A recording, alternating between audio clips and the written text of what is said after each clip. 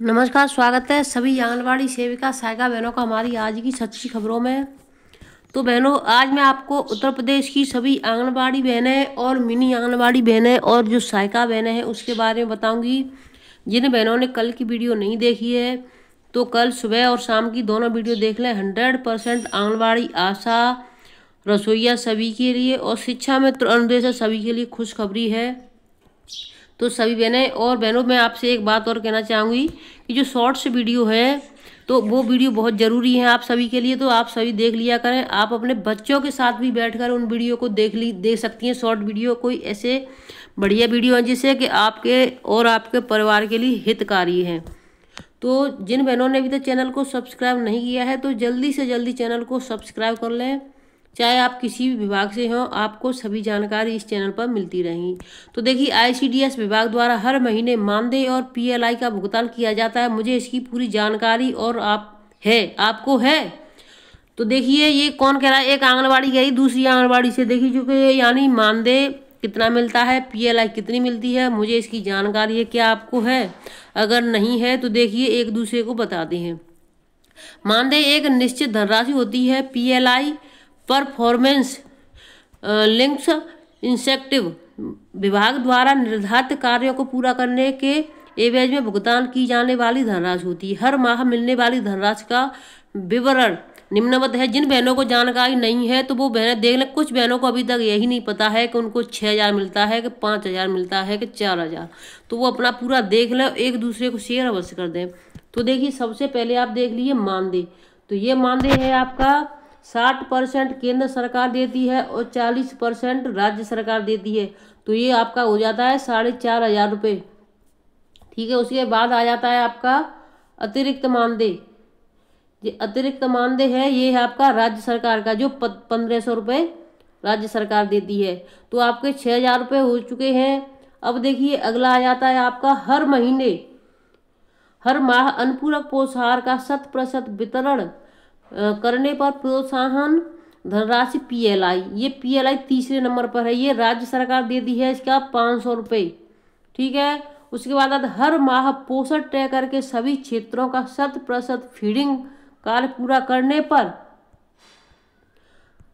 करने पर प्रोत्साहन राशि पीएलआई, तो ये देती है आपको राज्य सरकार 1,000 रुपये। तो यानी 1,500 रुपये इस तरीके से दोनों के हो जाते हैं चौथे नंबर पर। अब आ जाता है फिर आपका 5वां नंबर।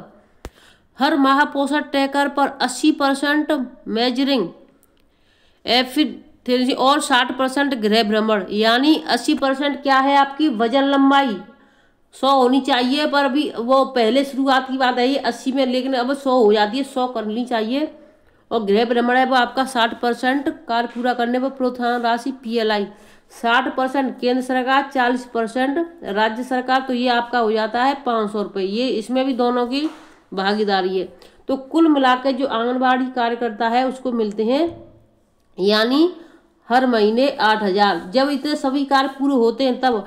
अगर आपके सभी कार्य पूरे नहीं होते हैं तो सिर्फ आपको कितना मिलता है, देखिए ये 4,500 मिलेंगे और 1,500 मिलेंगे, तो सिर्फ आपको 6,000 मिलते हैं। तो ये रही आंगनबाड़ी की। और माह की कुल धनराशि आवश्यक नहीं कि आपके खाते में एक साथ पहुंचे, यह अलग अलग तिथियों पर खाते में पहुंच सकती है। माह में कुल धनराशि अपने मानदेय से जुड़ी अन्य जानकारी प्राप्त करने हेतु अपने डीपीओ सीडीपीओ से संपर्क करें। बाल विकास विस्तार विभाग उत्तर प्रदेश। अब आ जाता है, देखिए ये मिनी आंगनबाड़ी का है। तो मिनी आंगनबाड़ी बहन को कितना मिलता है, देखिए हर महीने मिलने वाली धनराशि का विवरण। मानदेय मिलता है उनको 3,500 बहनों। जहाँ जो मेन आंगनबाड़ी है उनको 4,500 मिलता है, तो मिनी को मिलता है 3,500। अतिरिक्त आंगनबाड़ी को मिलता है यहाँ पर 1,500 रुपये, तो इनको मिलता है 1,250 रुपये। यहाँ पर ये इनको यहाँ पर 4,500, तो यहाँ पर देखिए 3,500 है, यहाँ पर 1,250, 1,250, 1,250 नहीं है, 1,250 रुपये है ये। ठीक है, उसके बाद में आ जाता है हर माह अनुपूरक यानी इसके 500 रुपये मिलते हैं। जहाँ पर इनको आंगनबाड़ी को यहाँ पर ये तो 500 ही है यहाँ पर, लेकिन इन आंगनबाड़ी को मिलता है 1000, यहाँ पर इनके हैं 750 रुपये। तो यहाँ पर इनका कट हो गया तो इनको टोटल मिलता है 6000 रुपये। जो मिनी आंगनबाड़ी बहन है उनको सभी कार्य करने पर मिलेंगे 6000 रुपये। अगर ये सभी कार्य पूरे नहीं कर पाती हैं तो इनको कुल कितना मिलेगा, 3.5 और 4.5 यानी 4,500 रुपये। 5,500 रुपये मिले, क्योंकि 250 रुपये कम 5000 हो रहे हैं इनके।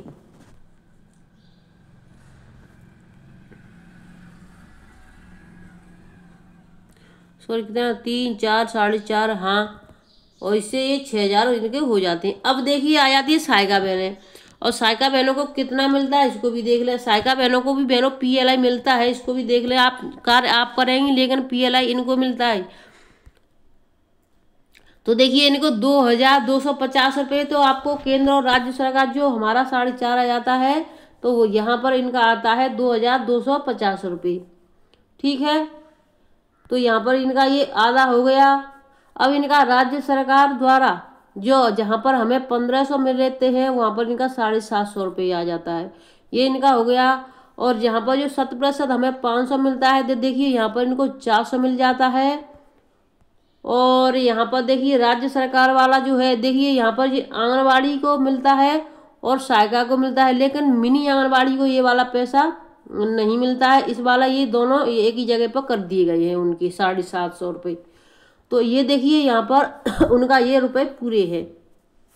तो यहाँ पर देखिए जो राज्य सरकार का है 350 रुपये मिलता है इनको, और यहाँ पर 250 रुपये मिलता है इनको। तो इनके कुल रुपए होते हैं सहायिका के 4000 रुपये। अगर आंगनबाड़ी सभी कार्य पूरे करेगी तो सहायिका को 4000 रुपये प्रति महीने मिल रहे हैं। बैठ के कोई काम नहीं होता है, सहायिका को सिर्फ झाड़ू लगाया और बुलाने के लिए कह दो तो बुला देती हैं। कई कई जगह पे मैंने सहायिका ऐसी देखी हैं, और बहनों की शिकायतें भी आती हैं कि सहायिका केंद्र पर कभी नहीं आती है। अगर कोई काम नहीं करेंगे तो सिर्फ हमारी बहनों को इतना मिलेगा, 750 रुपये मिलेंगे और 2250 रुपये मिलेंगे। तो इनका ये रुपये हो जाता है, तो इनका हो रहा है पूरा 3000 रुपये।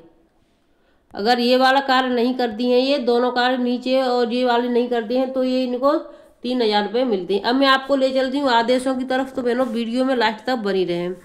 जिला बेसिक शिक्षा अधिकारी को आंगनबाड़ी कार्यकर्तियों ने दिया ज्ञापन। ये ललितपुर की खबर है।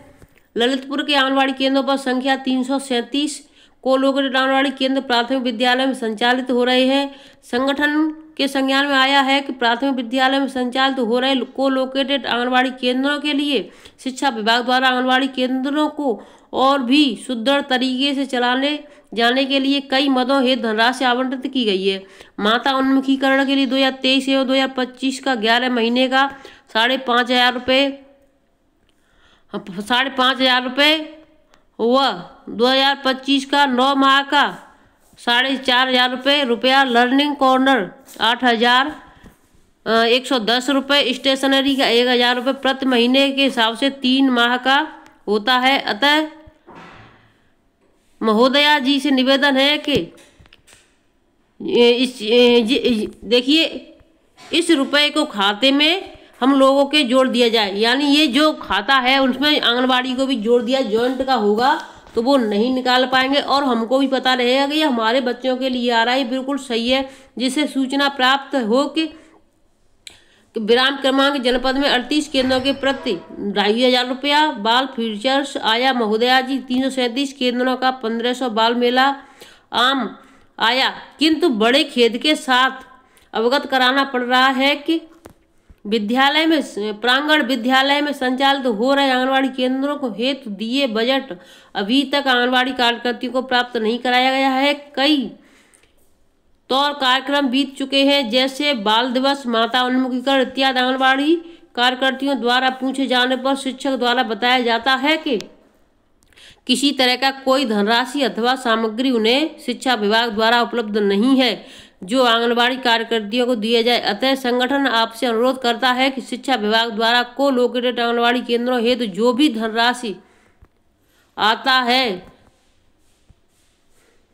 उसे तत्काल भुगतान करने हेतु संबंधित को निर्देश देने का कष्ट करें, जिससे सरकार की मंशा के अनुरूप शैक्षिक कार्य संपन्न हो सके। ज्ञापन पर जिला अध्यक्ष प्रतिभा कौशिक, अनीता पुरोहित, सीता वर्मा, सभी आंगनबाड़ी कार्यकर्ती मौजूद रही वहाँ पर। तो देखिए इनको भी नहीं पता है, यानी जो 3,000 रुपये बता रही वहाँ 10 महीने का आता है, यानी स्टेशनरी का प्रति महीने 1,000 की दर से, तो यानी एक साल में 10,000 रुपये आ रहे हैं। 3,000 रुपये आ चुके हैं, बाकी 3,000 करके आएंगे।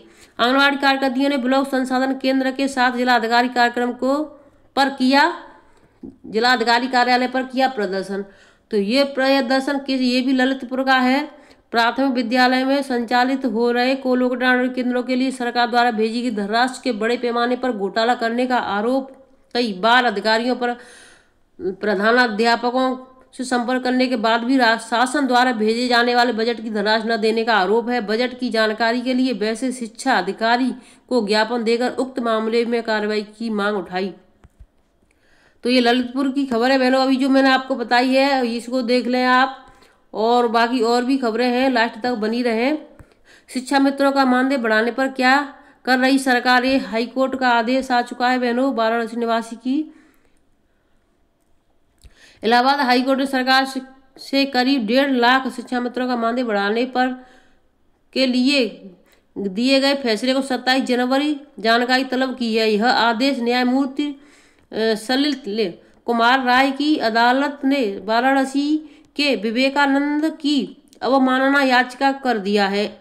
अब तक समिति का गठन व मानदेय बढ़ाने जाने पर सरकार ने कोई फैसला नहीं लिया, यह आरोप लगा याची ने अवमानना याचिका दाखिल की है। अधिवक्ता सत्येंद्र चंद्र त्रिपाठी ने दलील दी कि 2023 में याची ने समान कार्य के लिए समान वेतन के आधार पर मानदेय बढ़ाने की मांग को लेकर याचिका दाखिल की थी। इस पर कोर्ट ने समिति गठित कर निर्णय लेने का आदेश दिया था। स्थायी अधिवक्ता ने कोर्ट को बताया कि आदेश के अनुपालन में शिक्षा निदेशक की अध्यक्षता में उच्च स्तरीय समिति बनाई गई थी। समिति ने रिपोर्ट सरकार को सौंप दी।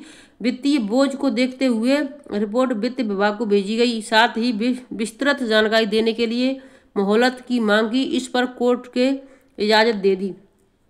तो देखिए 27 जनवरी है इसकी, और जो 27 जनवरी तक नहीं, से पहले ही आपको पता चल जाएगा।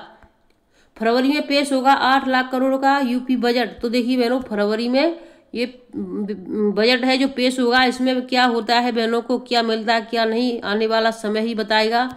जब जनवरी आ चुकी है तो फरवरी भी दूर नहीं है। प्रदेश सरकार 2025-26 का बजट फरवरी के दूसरे सप्ताह में विधानसभा में पेश किए जाने की उम्मीद है। वित्त विभाग ने बजट तैयार करने का काम तेज कर दिया है। विभागों से आय प्रस्ताव पर मंथन शुरू कर दिया गया है। कुछ बड़ी परियोजनाओं को इस बजट में शामिल करने की तैयारी है।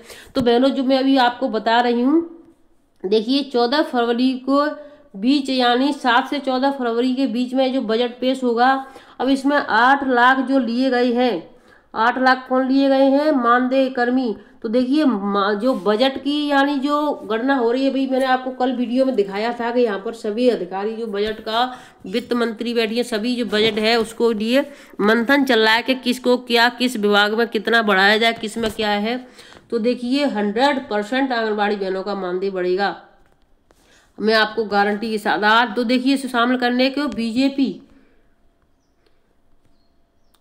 शामिल करने की तैयारी है। बजट का आकार करीब 8 लाख करोड़ रुपए के करीब होने का पूर्वानुमान है। बताया जा रहा है कि विधानमंडल का बजट 17 फरवरी के दूसरे सप्ताह में 7 से 14 फरवरी के बीच हो सकता है। इस बजट में कुछ नई परियोजना देखी जा सकेंगी। रोड नेटवर्क, खासकर एक्सप्रेस बी के नई परियोजनाओं के लिए बजट का खास इंतजाम होगा। इसके अलावा ऊर्जा, कृषि, नगर विकास का ग्रामीण विकास के साथ ही सामाजिक क्षेत्र की योजना के लिए बजट में बहुत कुछ देखने को मिल सकता है। वित्त विभाग के पास पहुंचे विभागीय प्रस्तावों पर अब बैठकें शुरू कर दी गई हैं। देखिए इसमें साफ साफ यानी जो प्रस्ताव भेजे जा रहे हैं, तो उस प्रस्ताव में बहनों का भी नाम था, तो उस पर भी बैठकें शुरू हो चुकी हैं। विभागों द्वारा राजस्व और पूंजीगत मद में बताई गई बजटीय आवश्यकताओं पर विभागवार बैठकों का दौर शुरू किया गया है।